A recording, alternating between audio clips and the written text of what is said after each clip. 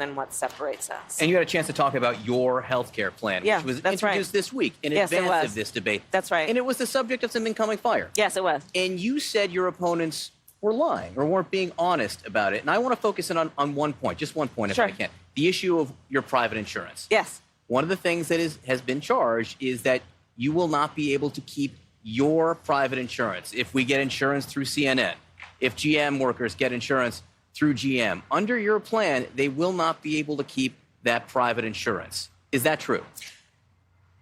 What the conversation was about whether you can keep your private insurance through your employer.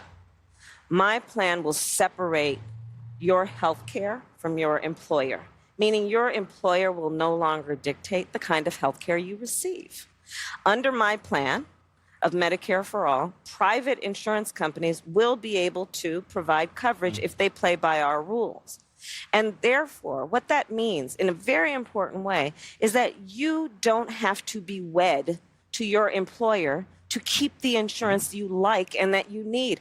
You know, listen, the reality of America today is it is no longer the case that people come out of high school or college, they go and they work one place and they retire there. That's no longer the reality in America. You look at the fact, I know you had Andrew Yang on earlier, over the next 15 years, up to 40% of the jobs that currently exist will no longer exist. We have to decouple healthcare from employers because there are so many people I'm meeting, John, who are literally afraid to leave a job they don't like or where they are not growing because they are so concerned they're going to lose their health care. I am decoupling it. So there will be private insurance, there will be private plans, but it will not be coupled with your employer so you can have choices about where you work and where you live. And I understand the portability argument, and Yeah, that is an right. important It is very argument here. important. But what you have to convince voters of is that, yes, they may be able to keep a private insurance, but it's not their private insurance, correct? No, they get to make the choice. No, because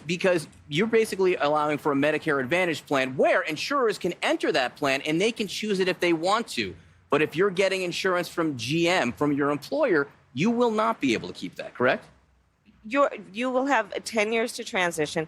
The insurer who has partnered with GM is going to then have the opportunity to compete in my Medicare for All plan.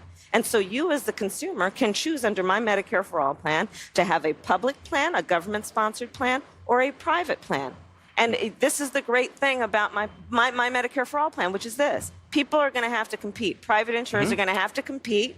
And those that have the best plans will have you sign up. But it's a private plan, not necessarily your private plan. There's no guarantee that your private plan will be part of that. Well, if you decide that your private plan is your employer's private plan as opposed to the plan you want to choose for yourself, then perhaps you're right. But I believe